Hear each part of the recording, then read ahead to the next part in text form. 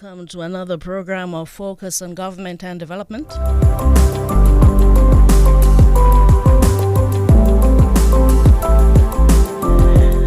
This is our standing Thursday engagement. If you, the people of Dominica, to bring you up to date on the work of the government of Dominica. We're broadcasting live from the studios of DBS Radio. We're also live on Carrier FM. Those of you tuned in via social media, good evening and welcome. On this program, Focus on Government and Development, we look at various government initiatives. We speak to the policymakers, the people you've elected to work on your behalf, as well as those with a lead role on major government programs, initiative projects, such as the International Airport Project.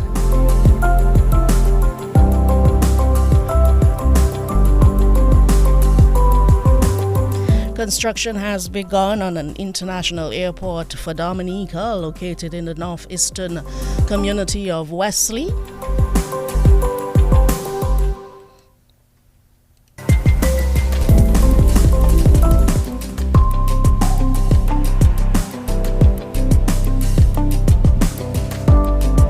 And on this evening's program, I speak with the Chief Executive Officer of the International Airport Development Company, the IADC, Mr. Samuel Johnson. Later in the program, I'll open up the lines to take your questions. This is your opportunity to seek clarity on aspects of this important national project.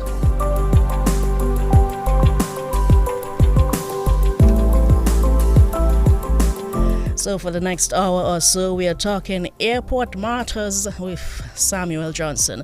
Mr. Johnson, good evening and welcome to the program. Good evening, Dion, and thank you for having me on. Good evening to your listeners.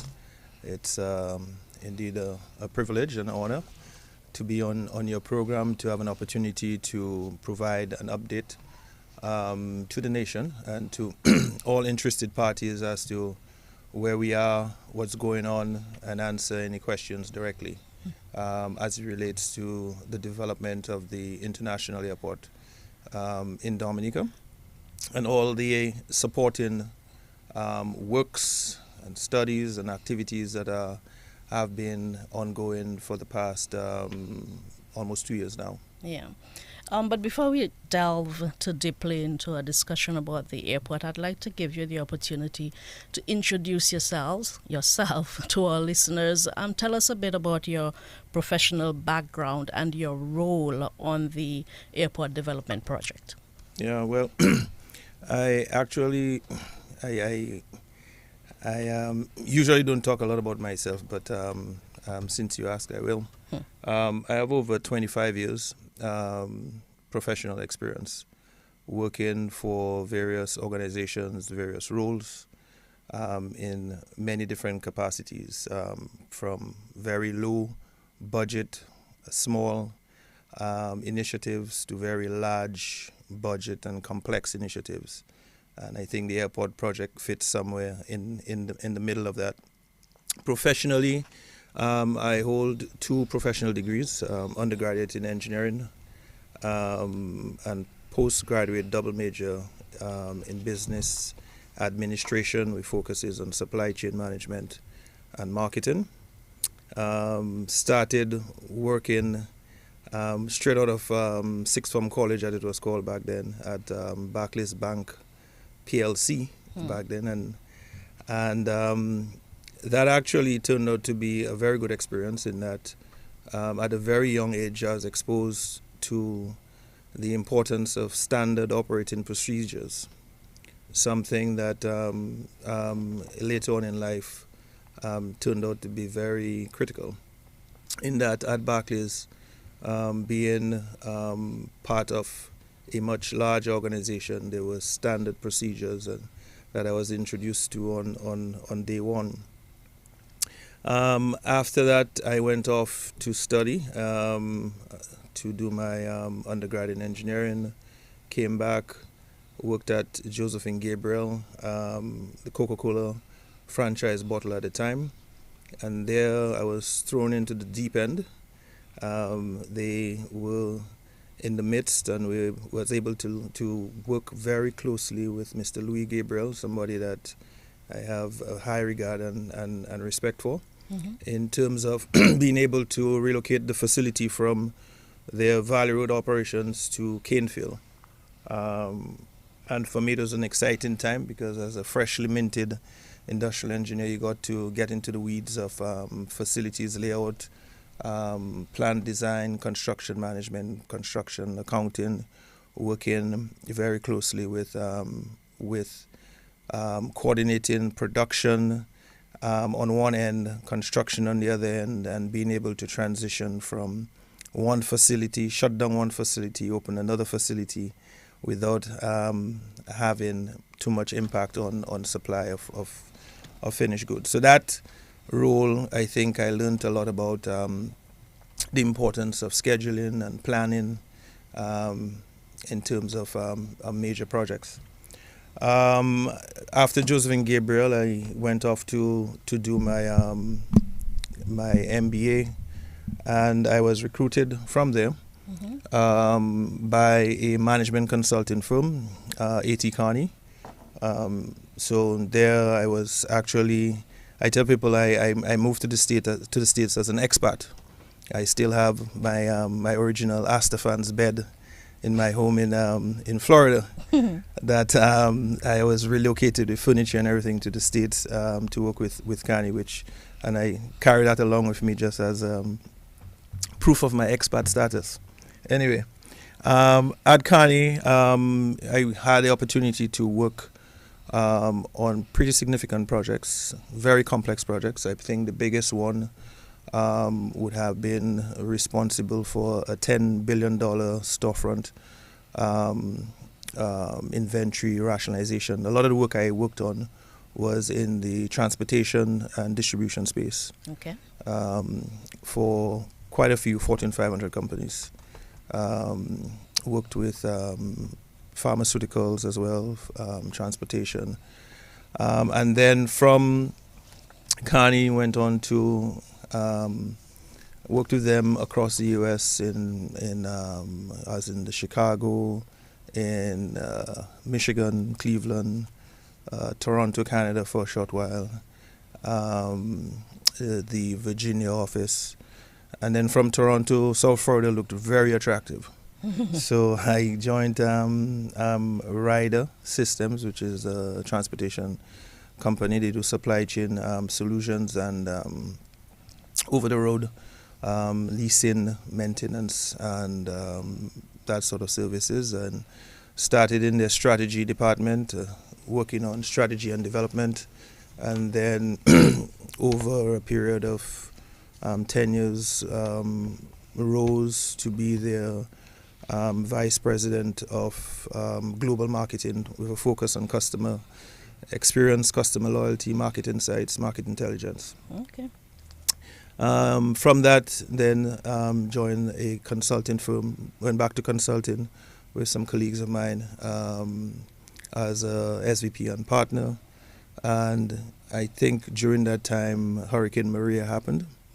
And that's when I started spending a lot of time coming back and forth between Dominica and really looking for an opportunity to give back and get involved, right? And seeing how I could contribute in the development. And that is, I did some work in terms of tourism development, travel, air access, and then transitioned into this role at IADC. And in that capacity, I've been able to be involved in many aspects of the airport project, from concept development, concept refinement, project planning, and putting together the basic blocks for oversight. of the project.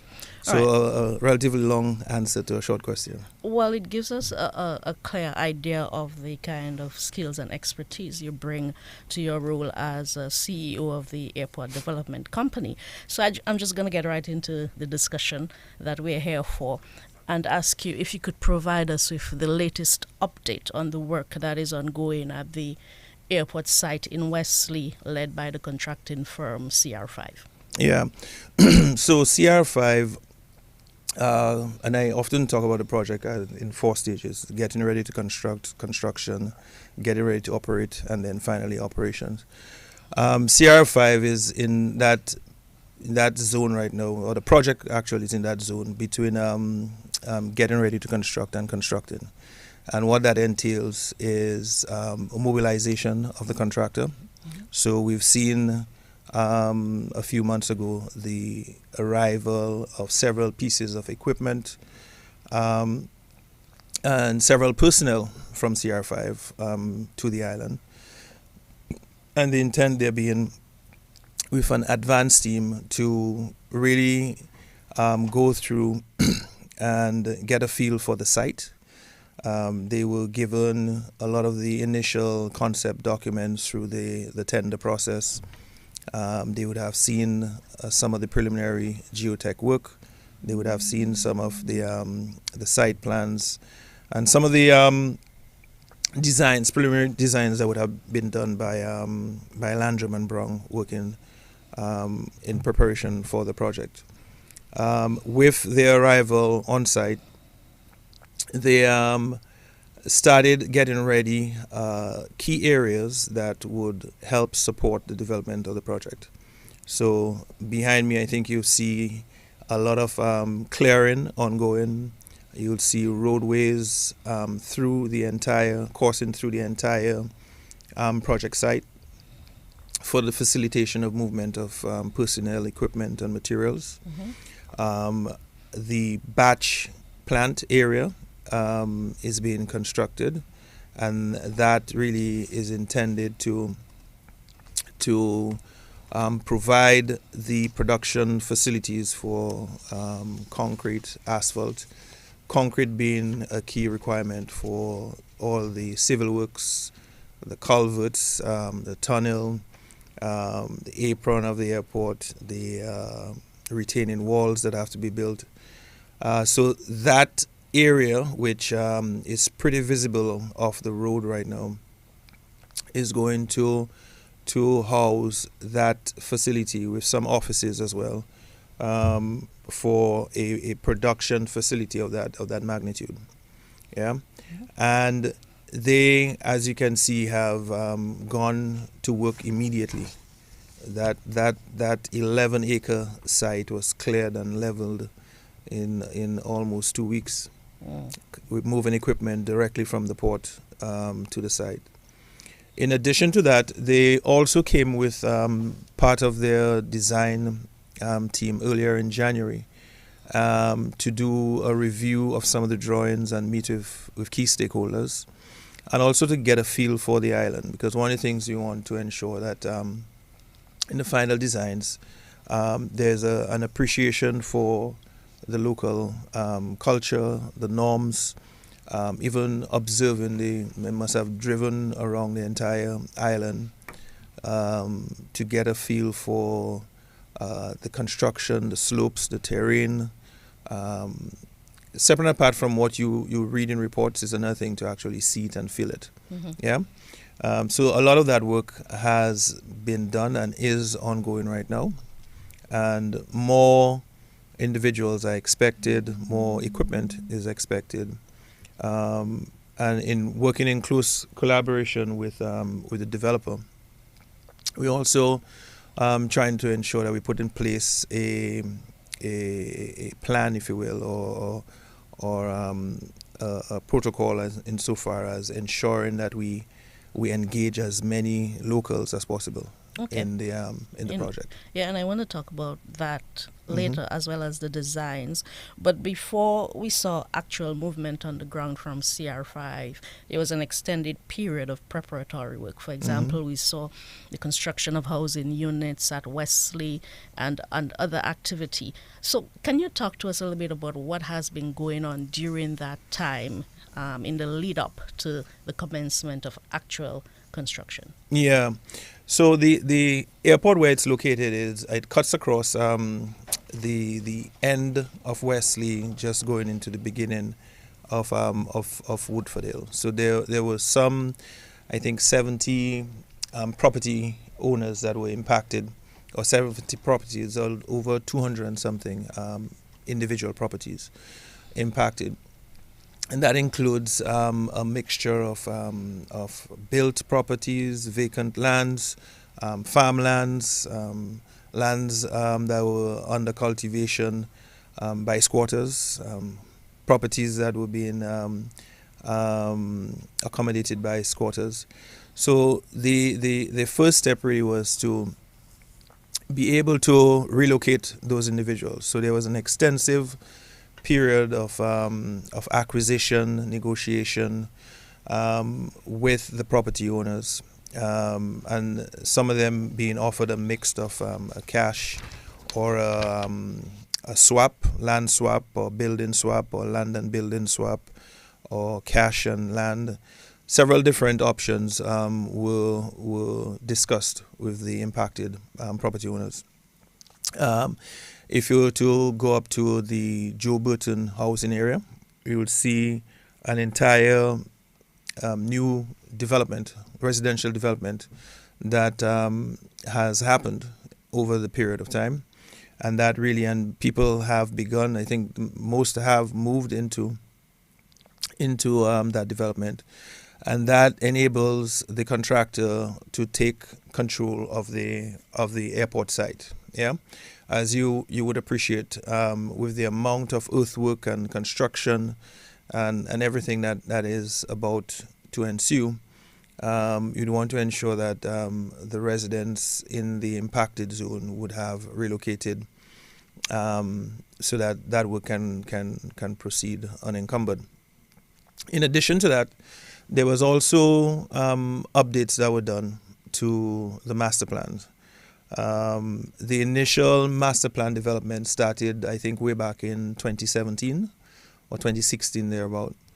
But a lot has changed. A lot has happened since then to 2021 when the works started in earnest.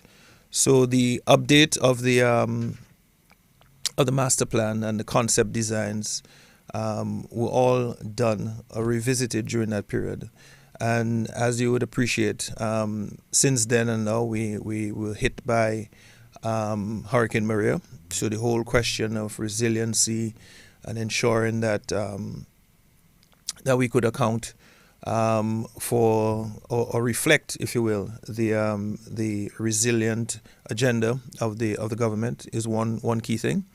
And then the other one that happened in 2020, we all lived through a pandemic, and countries all scrambled to respond. You saw makeshift medical facilities and quarantine facilities and testing facilities popping up in airports all over the world. Yeah. So we had to ensure that the designs and the layout were such that they would reflect those new realities, so that if and when, because unfortunately I don't think it's going to be the last pandemic in our lifetime, but when another one comes across, that the designs would have taken the space requirements for that additional processing to be to happen at the airport site without having to go through makeshift tents or canvases or conversion of storage facilities. Okay. Yeah. So the inclusion of these facilities were added, and several additional facilities were included in the design and in the master plan. The runway length also was something that was closely looked at as to what would be the optimal runway length. I think there's been a lot of talk as to the evolution or the improvements made in aircraft technology and the ability to operate longer distances on shorter runways. Mm-hmm. So we had to determine the stage lengths that we were going after, the source markets we were going after, and the aircraft that was going to be in use and in service by the airlines that we are talking to, or the airlines that are coming into the region. So that was done. We ended up with a runway length of about 2850 meters. That is, I think, roughly 9,300 feet thereabout. Mm-hmm. With the design aircraft being a Boeing 777, which is going through several different model extensions and model upgrades, and the Airbus A350, which also is one of the more dominant. We are able also to accommodate the 787 Dreamliner, and for stage lengths as far as the Middle East and China, if and when that becomes a reality. Keeping in mind that the key source markets that we are currently talking to would be in Europe and North America for the most part. And of course, you constructed a lab for soil testing, yes, and administrative building. A key part of the oversight function, which actually is a key part of the developer's role, actually, Mm-hmm. is to ensure that there is quality control tests that are ongoing. So a brand new national laboratory has been built, which will enable the ongoing testing of concrete and asphalt and soils. The geotech study that is ongoing is also going through there in terms of the soils testing that's going on. I think at last update we were roughly at 160, 150 boreholes. Okay. And that I know there was some discussion as to, well, how can you start construction without completing the geotech study? Yes, you've It is explained that you're doing it simultaneously. Please tell us why. Yeah. So the site is an over 500 acre site.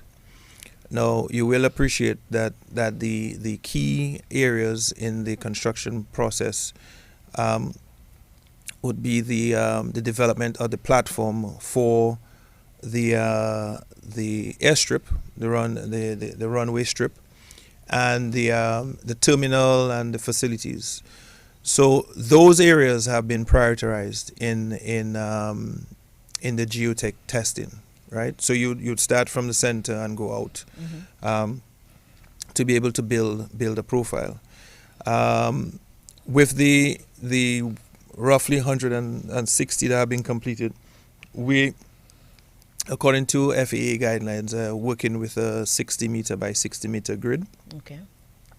To ensure that we get a complete and cohesive appreciation for all nuances happening in the area. So one of the key areas that we started first was the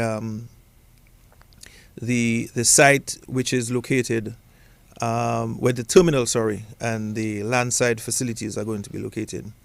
And why did we focus on that area? Because that area was the area where a lot of the cutting was going to happen.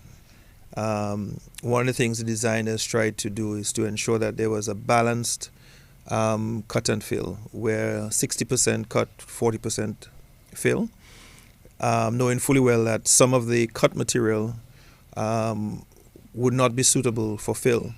So we very quickly had to ascertain the quality of the majority of the cut material, to do tests and to determine what treatments or what additives or what different methodologies could be used to to make it suitable or to determine what amount was suitable for fill. In the development of the platform, the geotech study wanted to ensure that going beneath 6 to 8 meters beneath the finished level, we had a good appreciation for the material and the level of compaction and the load-bearing capacity of the area was properly understood. So, with that initial pass-through, you can then now start doing works, and whilst you refine and fine-tune with additional geotech work as you go out in less critical areas, but with a better understanding of what's on site, what can be used. We're actually in the process right now. One of the areas that the contracting firm wanted to be doubly sure about was the compactability of the material, because in some of the areas, as you can appreciate, we'll be cutting tops of hills and filling valleys. So, and in some areas there will be very tall slopes that we want to ensure, well, what's the gradient, how do we stabilize to ensure that there's no slope failure.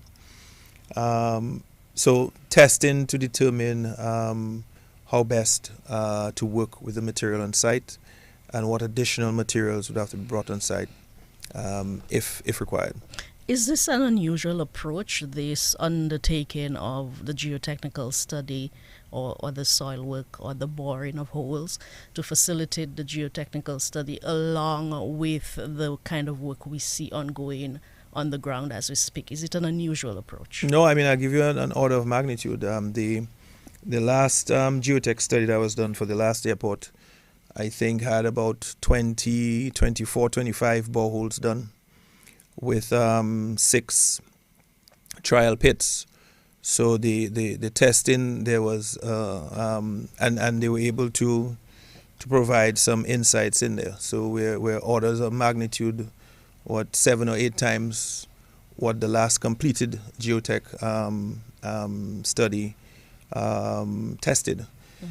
So it really is, and I think that is not to knock the last studies. You have procedures changing, you have requirements, regulations changing all the time, but it just gives you a sense as to the order of magnitude in terms of the level of work that's ongoing right now. Yeah, and I certainly think just already we've got an appreciation of the kind of detailed work that goes into a project of that nature.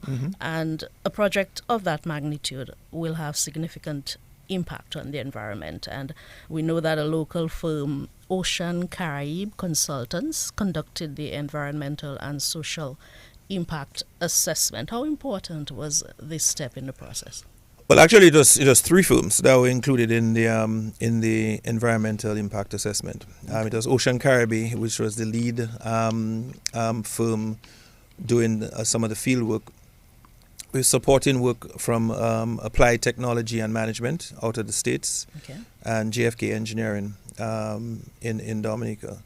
So, and they did, I must say, a very exhaustive on the ground, in all nooks and crannies, field survey, to get an appreciation for the natural environment, looking for endemic species of plants or animals, looking at the various water catchment and waterways, and really that is to be able to inform the project as to, and make recommendations to the project as to how to minimize potential negative impacts of the project. So that was done. I think it started in 2021 thereabout, and was completed in February of 2022 with the final report submitted then, with a finding that there were no endemic species. One of the things that I think we need to appreciate is that the site on which the airport is being built used to be under cultivation. So it's former plantations, and actually I think we've heard a lot about the former plantations from way back when. So it's not like virgin forest that is being mowed down. It used to be on the banana and coconut production back in the day, a lot of it, a large part of it. But regardless, they were able to go through it, and what evolved after these plantations were stopped being under production, to make recommendations to ensure that any potential risks that they saw could be mitigated.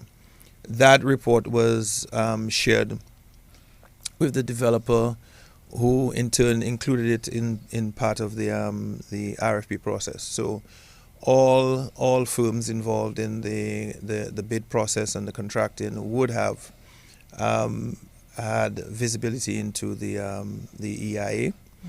And in addition to that, there were consultations that we've done with stakeholders in the community. We've had town halls in the community. We've also engaged with key stakeholders of the airport, that being those who currently operate at Douglas Charles and would most likely be transitioning into the new airport, to ensure that we capture their perspectives on what was being done, and ensure that there were no blind spots, and to ensure that the designs that were being developed were representative of the needs of these key stakeholders. All right. Yeah, and I know this has been discussed at length, but I'd like to hear from you, Mr. Johnson, because I have you here this evening. Why was the current site selected to construct the international airport as opposed to another site nearby, previously considered by the former administration? Yeah, and you're correct. This has been discussed ad nauseum. Yeah. And I know there was like a detailed report that was done by the Prime Minister in Parliament, I think a year or two ago, detailing I think over 10 or 12 different locations that were assessed, and the work that was done by a airport development committee comprising of some 13 individuals to review the last airport design and make recommendations insofar as to go no go of it, and I would just there was also a consulting firm that was brought in also to review the designs. I can read through some. I don't want to ad-lib because I know it's an area that there's been a lot of discussion, but I'll just read out some of the key points. The proposed runway orientation calls for a curved, non-precision approach for landing, which also classifies the airport as a visual airfield. That is a big one because we're in discussions right now as we speak with airlines. An instrument approach is something, especially with low cloud cover or weather, which is a frequency area, that we want to ensure that we are able to have instrument rated airfield. They go on to say the airfield cannot meet full instrument landing capabilities, the highest recommended procedure. The proposed airport meets conditional ICAO requirements.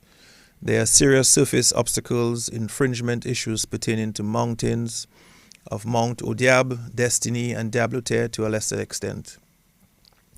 The likely frequent closure of the airport for safety concern due to inclement weather, heavy rainfall, and low cloud cover.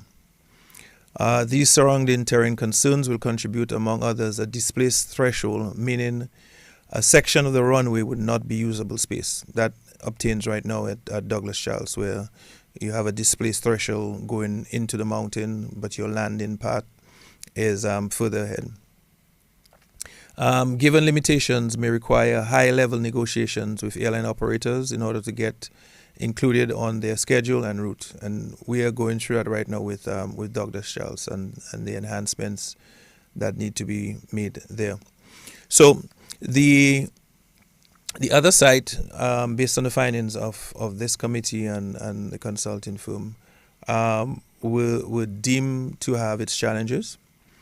One of the things that the designers were able to do with the new location, in addition to recommending the new location, was to do several scenario analyses, and you would appreciate that over a 20-year period, which is when the last airport design was done versus the new one, there have been some advancements in technology to enable a more detailed analysis of various sites and locations.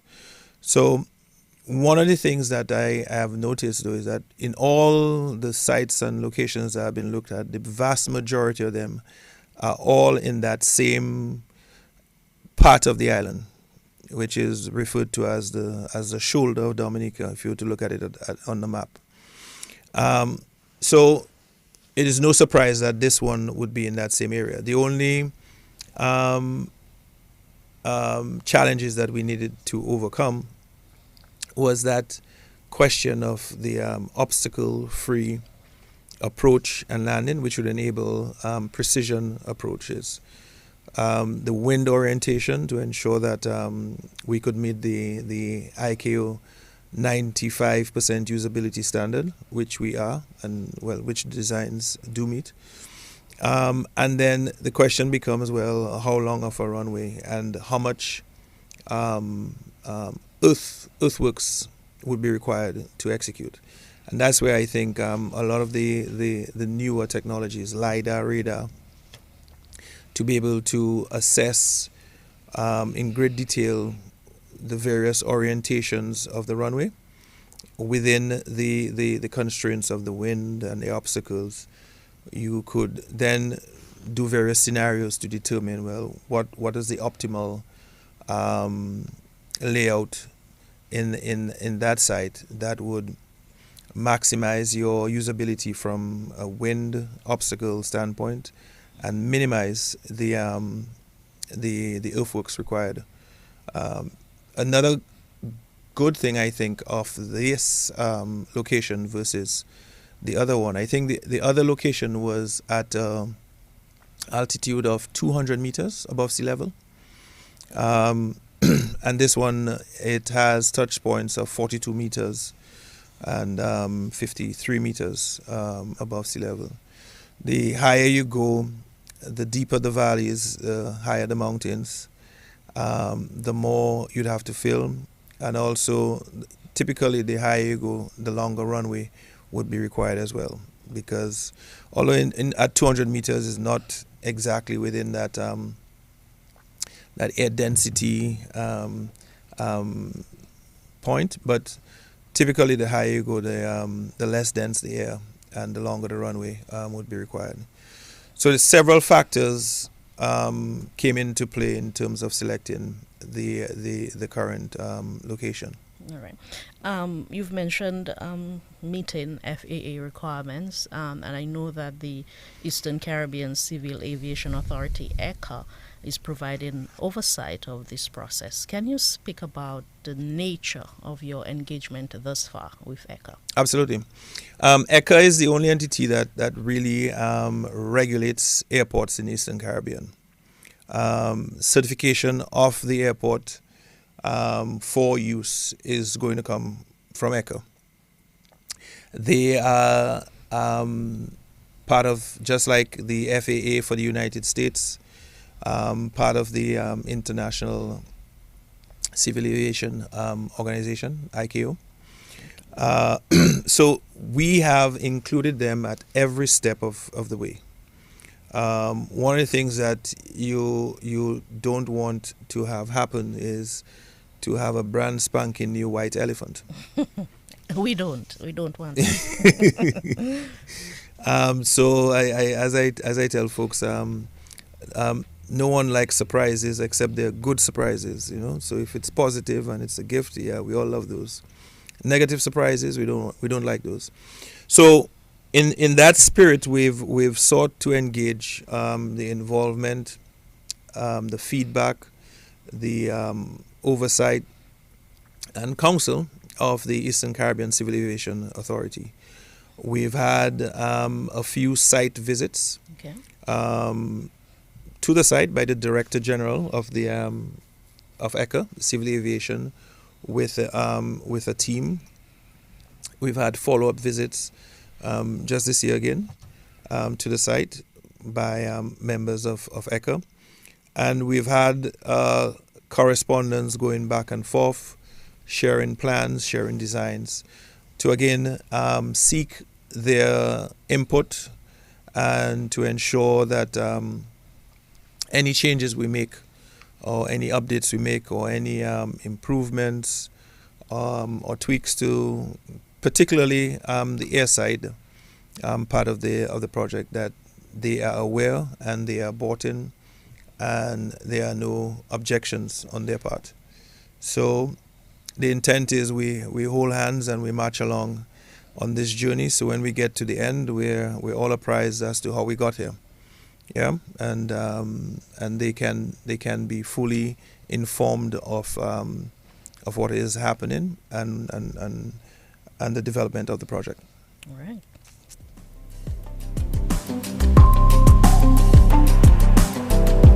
You're tuned in to Focus on Government and Development. We're in with Samuel Johnson. He's the Chief Executive Officer of the International Airport Development Company. Given the important nature of this discussion, we want to cover all our bases. We've already been given permission by the program director here at DBS Radio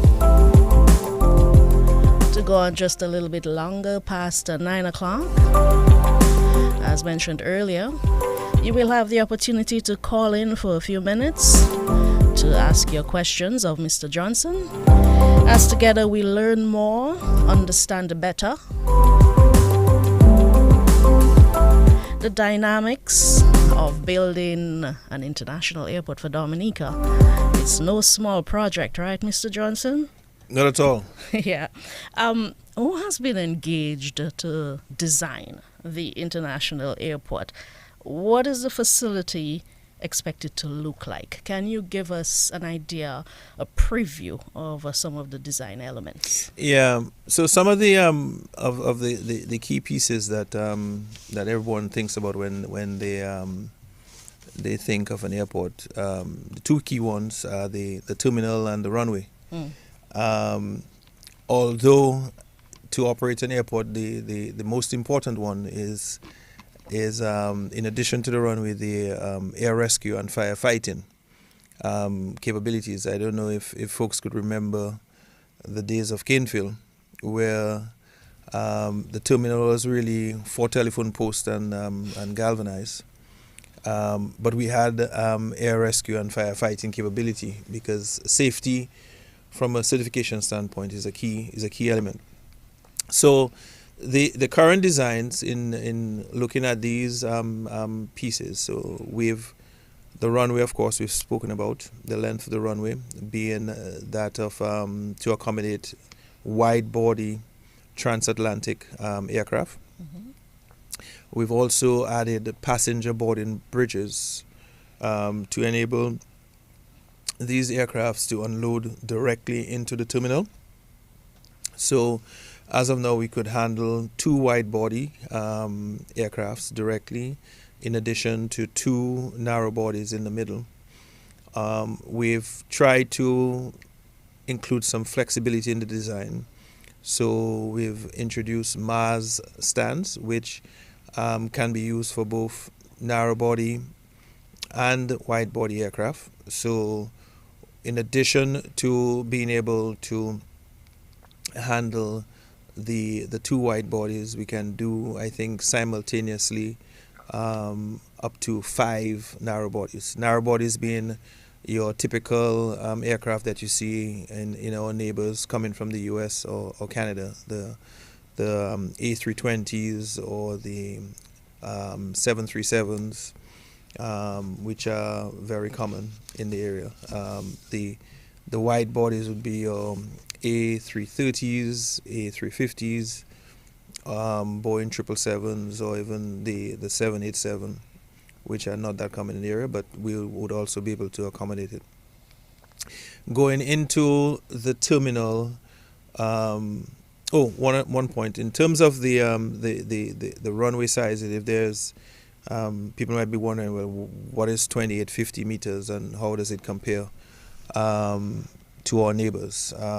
St. Vincent, Grenada, St. Lucia, their runways are all roughly 2744 meters, so 2,744 meters. Why 850? When we looked at the extended range Boeing 777 200 extended range, the requirements at maximum takeoff weight was roughly around 2,800. So that additional 50 meters above and beyond that. Now, I don't anticipate any aircraft leaving Dominica at maximum takeoff weight, because that implies not only are you full of passengers, but you're also full of cargo. The belly of the plane would be full. But still, if that eventuality were to arise, you wanted to ensure that we're able to respond to it. Coming into the terminal is roughly 14,000 square meters in size. How does that compare? We're clearly not going to be the biggest terminal, but we want to be the most passenger friendly and ensure that the passenger experience is world class and up to spec. If you were to reference again our neighbors to get a sense of size, or even Douglas Charles, I think Douglas Charles is roughly 3,000 square meters. So if my math serves me right, we're about 4 or more times the size of the existing Douglas Charles in terms of the terminal. And also, if you look at St. Lucia, Urinary in St. Lucia, that terminal is about 9,000 square meters. So, and by the way, St. Lucia is now in the process of expanding that terminal. So we wanted to find a size that you could grow into. We've been talking about airport development for 50 years, and I would appreciate that it'd be a long time before we get another bite at the apple.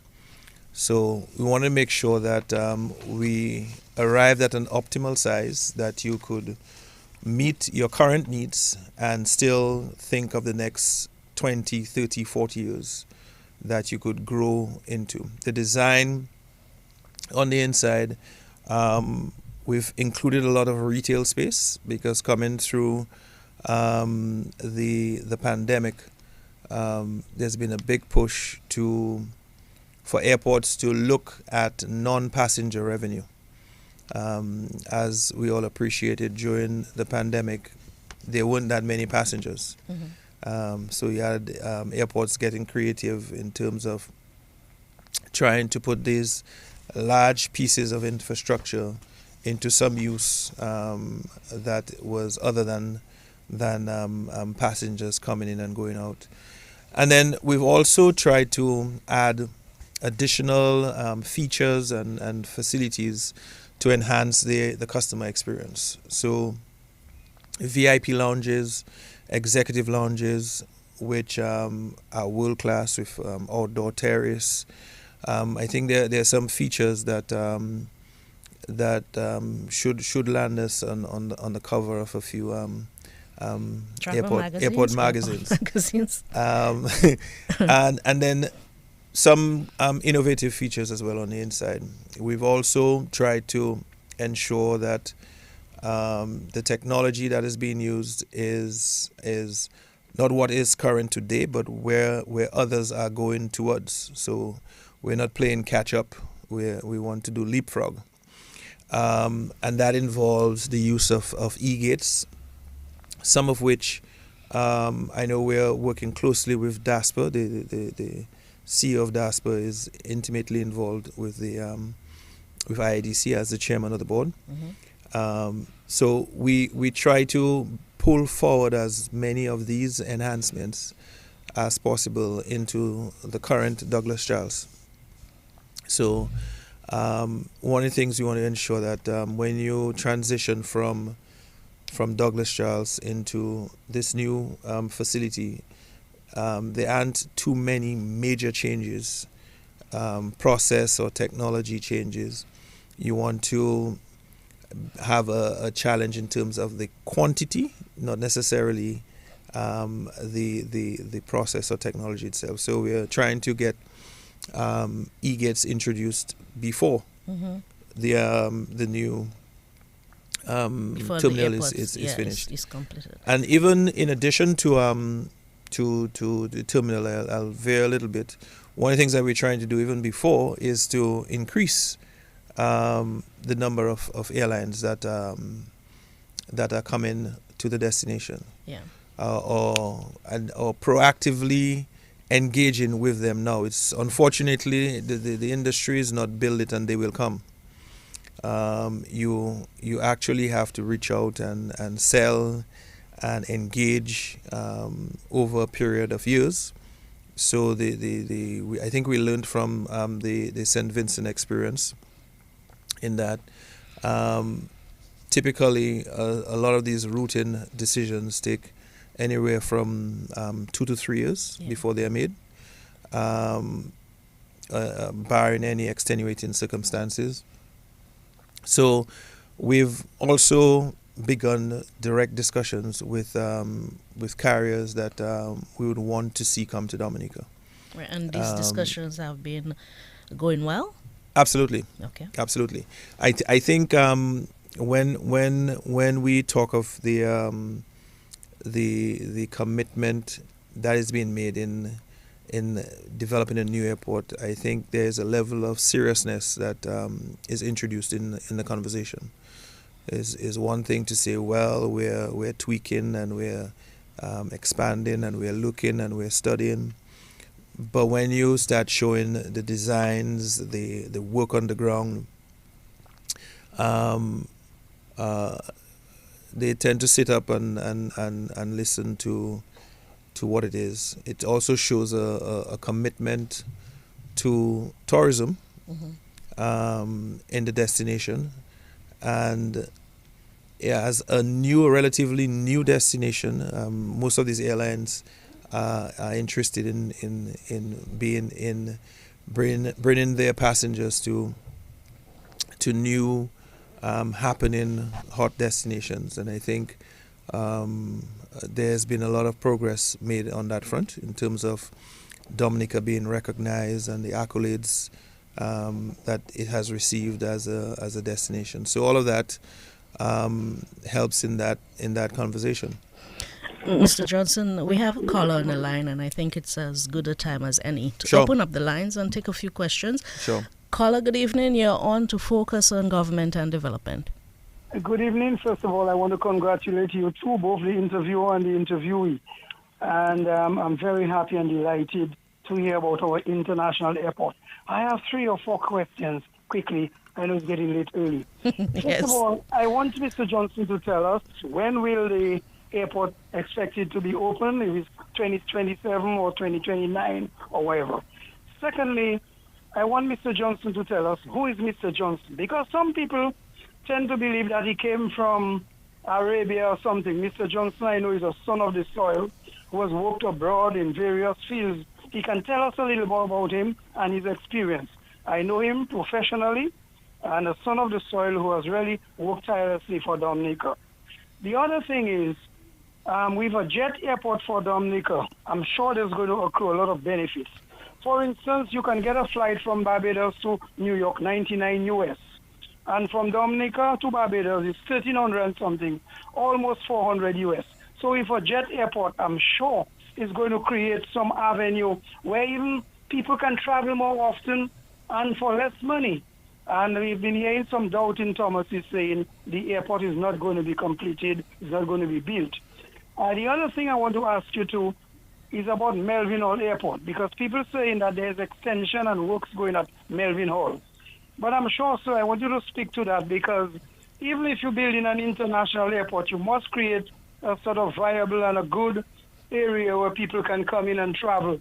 Because first of all, Dominica, we have an international airport because people from all international states coming, all islands coming from the international circuit in terms of aviation kind of language.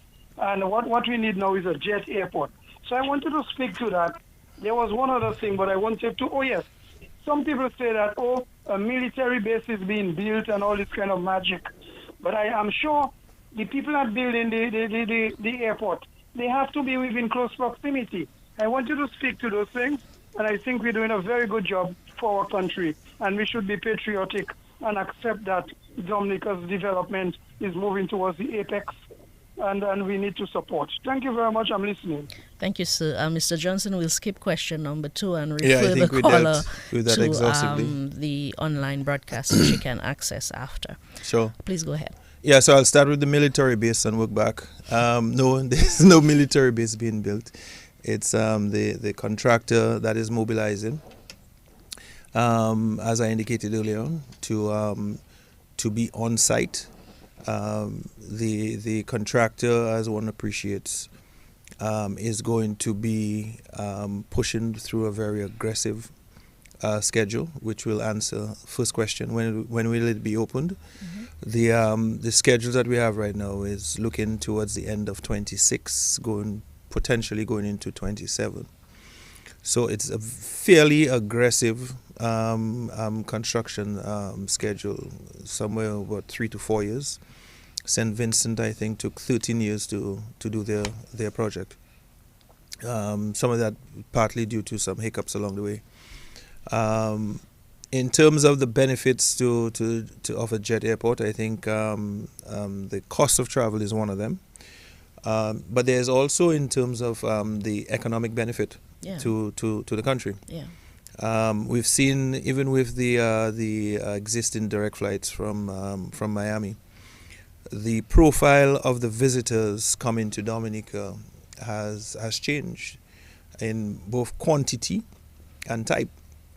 North America in 2019, which was our best year, I think, in the last 10 years prior, or probably best year ever, North American passengers represented about 17% of the stayover visitors in Dominica. Last year, if I'm not mistaken, I think we have already gone past 32% from North American visitors. Additionally, it makes it a lot easier for folks to explore. I've been on the aircraft where people have come to Dominica for a couple of days just to check it out, because in talking to them, well, why did you come to Dominica? How did you hear about it? Oh, word of mouth from a friend in a neighboring island, and a group of us just got together and we popped in for the weekend. Yeah. So it enables that type of traveler to come, in addition to the hardcore I must go to Dominica traveler, which is your Dominican nationals abroad who have found very creative ways over the years to get to Dominica, to and from Dominica. By if I think there was a train, we'd have taken it too. But we've flown into Guadeloupe and Martinique and taken ferries and boats, done connections in St. Martin and the like. So the level of knowledge you have to get to Dominica becomes a lot easier, because it's not you don't have to know the LIAT schedule and the Win Air schedule and the Antilles schedule. You could actually book directly. And some of these changes going to the third question about Melvin Hall enhancements, some of those changes actually go to the strategy that we've been following, which is what improvements can we make now to aggressively increase the visitor arrival to Dominica in parallel to the development of the new airport. Mm-hmm. Because as you'd appreciate, taking the passengers that we have in Melvin Hall today in a terminal that is roughly 3,000 square meters and transplanting that with no change into a terminal that is 14,000 square meters, you pretty much have a glorified dance hall. I think one can safely appreciate that if we were able to develop relationships now, if we're able to improve traffic now, then the transition into the new airport is just a shift and lift. So you already have the relationship. You just go across and bring bigger planes or bring more frequent travel. The enhancements at Melvin Hall really Douglas Charles, sorry, are really along that vein, in that with American Airlines coming in. Very few people know that American Airlines, for the first 6 months of their operations, flew into Dominica, and Dominica was the only route where they flew in with two captains. Interesting. Not a captain and a co-pilot, but two captains. And that was really to ensure that all their senior officials were trained in arriving in Douglas Charles. Additional to that, we're able to get feedback from them on what improvements could be done to make their reliability and operations that much better. Because if you were on a flight that circled around and was cancelled because of low cloud cover or weather, we had to make changes, and we are continuing to make changes in partnership with DASPA to improve that capability at Douglas Charles. So it's really one to keep the service that you have, get more of the service that you're getting. We've seen American schedule go up and down, and as I've always said in meetings, American Airlines, like all Fortune 500 companies, are on the hook for their earnings. And unlike hotels, airlines can pick up and go to different destinations. So we should not take it for granted that they're coming, they will always come. We have to do whatever is required to keep it and to grow the service that they have in Dominica. So the extension in Douglas Charles really is around one, ensuring that the service that we have can be more efficient, can be more reliable. American, on their departure, interestingly enough, not on landing, on their departure, is weight restricted. Because, and what does that mean? That means anywhere between 3 to 6 seats are blocked for weight to on their flight back up, because depending on the time of year, their allowance is made for the weight of the aircraft, potential headwinds, potential weather that you might have to fly around. And the aircraft that they're using into Dominica is the Embraer 175. So the flight into Dominica is probably one of the longer, if not one of the longest stage lengths out of Miami on the Embraer 175. So all of that to say, the improvements at Douglas Charles focused on working in partnership with American Airlines to ensure we can do everything that we can. We've updated procedures. I know Mr. Badwell at DASPA has done a lot in terms of the category rating and the procedures and the nav aids and everything. We've been working together, knowing all that we know, and it's not a theoretical, well, let's do it because we might. We're doing it because we have. Yeah? So those improvements are being made. All right, and I'm happy you were able to address this particular question, and it is something I intend to bring up with the Tourism Minister, Dennis Charles, Honorable Dennis Charles, who has promised to be in on this program, hopefully very soon. So thank you for addressing that, and thank you for the wonderful questions, caller. But I wanted to shift focus a little bit back to Wesley, especially as we're supposed to be winding down in a few minutes. As work progresses, we have heard some concerns about the impact on the everyday lives and livelihoods of the people of Wesley and surrounding areas. What measures, if any, have you put in place to cushion or lessen the inconveniences to residents, to motorists, what with the movement of heavy equipment and that kind of thing? Yeah, so I one of the, I think, more obvious ones is the working in partnership with the local traffic authorities, the police in the area. We've gone through the village to identify areas, keep clears. The MMC, the developer, has also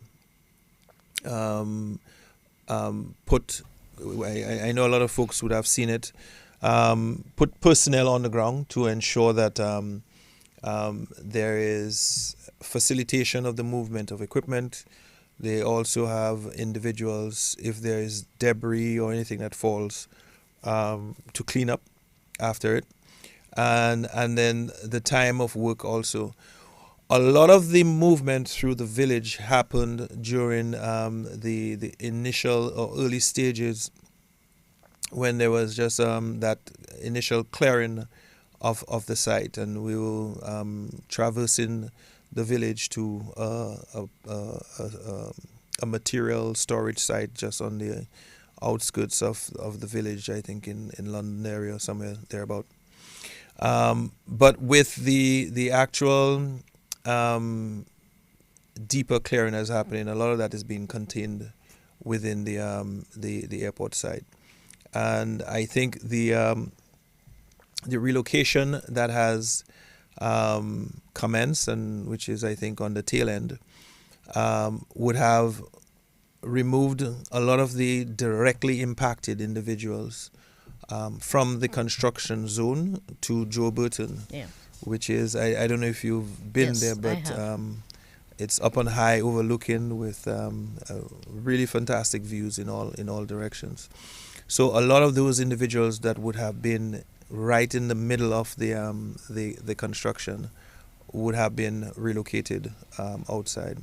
But there are ancillary arrangements being made to ensure the free flow of traffic through the village, and ensuring that if there's any debris or dust or water trucks for dirt or dust, if that passes through the village, to keep that down. The caller touched on the economic benefits of the construction of an international airport, and I think that's something we probably should explore in a separate program all by itself, because it's a really broad topic, and I don't think we have the time to touch on that too much more this evening. But we've heard a lot about the economic benefits associated with the project, and I wanted to find out if residents of Wesley and environs are already benefiting economically from the activities ongoing as we speak. Absolutely. The economic benefit, I think, has started to accrue from even the development of Joe Burton. There were some 6 local contractors engaged in the building of that facility. The individuals involved in the initial clearing was also from Wesley, and employing individuals from Wesley. I know the contractor has reached out and put an ad out for vacancies. Are people responded? As of last week, I checked into it, and over 70 individuals have already been engaged, 70, and I think more to be engaged. So absolutely, there is opportunity in the direct construction, and I think there is opportunity in the indirect support of the construction. So as you would appreciate, there'll be a lot of individuals moving to the area and all the support services that will be required for them during constructions. And during the actual operation of the airport, there will be additional opportunities as well. One of the benefits, though, that I forgot to mention in response to the question asked is the whole question of trade and the impact that direct flights could have with trade. So the challenge we have with the American Airlines flight right now is because of the weight restriction on departure, you do not have as much cargo or air freight handling capability as you would have with the larger aircraft operating out of Douglas Charles. So that opens a whole plethora of opportunities in terms of your cut flowers or fresh, time-sensitive produce getting to market in a timely manner. And even on the reverse, getting some of these commodities into Dominica. I think we all look forward to the return of Amerijet or Amerijet type services. Yeah. They departed from Douglas Charles with the change of aircraft type that they operated. So that is one also I think we'd love to see return in terms of same day air freight cargo facilities, and that is there's an expanded cargo handling facility that was also added to the landside facilities of the new airport. So we've also taken that into consideration.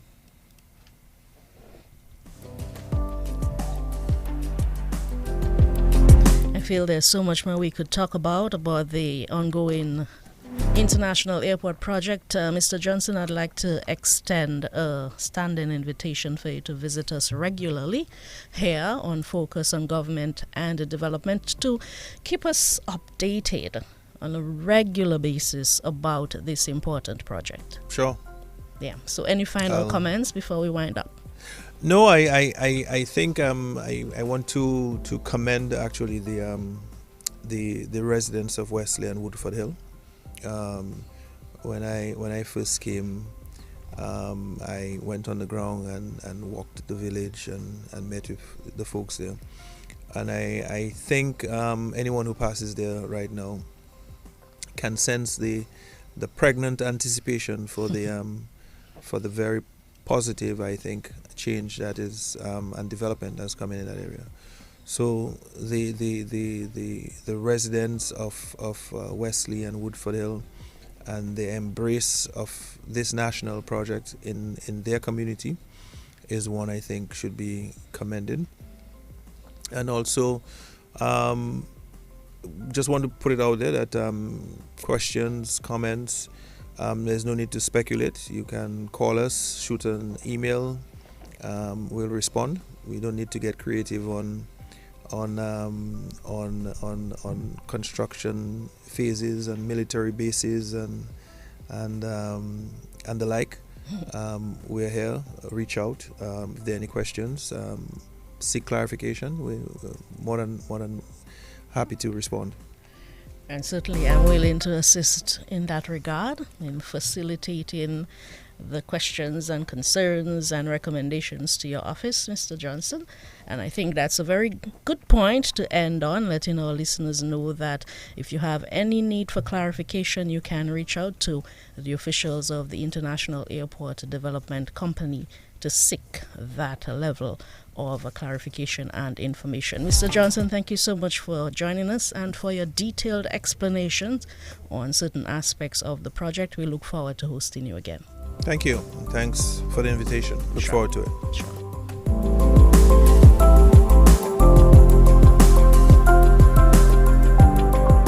You've been tuned in to Focus on Government and Development, or regular Thursday program right here on DBS Radio, Carrier FM. We're also on social media. We look forward to being with you again very soon. We will speak with Tourism Minister Honorable Dennis Charles. You know, tourism is going through a very exciting period. And we look forward to a discussion with her. You know, tune in on Sunday for the 60 Minutes program, Dominica, and its whales are featured on that program, so be sure to tune in. And we look forward to being right here with you again next Thursday. My name is Dion Dura Smith. Have a good evening.